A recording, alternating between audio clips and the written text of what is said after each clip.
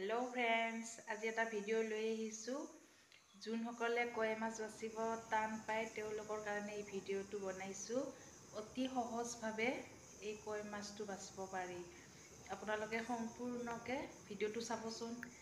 মই কেনেকৈ কয় মাছ বাছো, একদম সহজভাৱে এই কয় মাছটো বাছিব পাৰি। আপোনালোকে চাই থাকক ভিডিওটো, মই কেনেকৈ কয় মাছ বাছো। তাৰ পৰা আপোনালোকে শিকিব পাৰিব।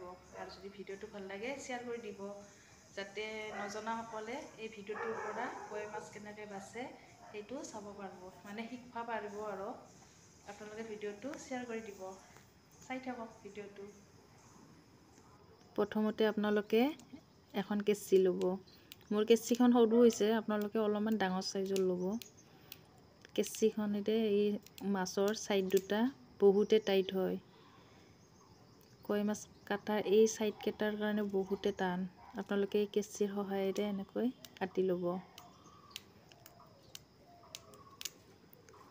ধুনীয়া হয়, একেবাৰে সহজ পদ্ধতি এইটোৱে কয় মাছ বচাৰ।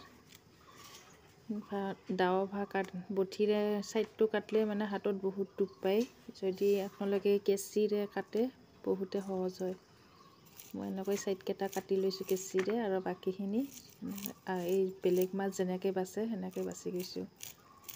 ভিডিওটো বনালোঁ, ছোৱালী বনাই দিছে, কিবা কিবি কৈও আছিল তাই।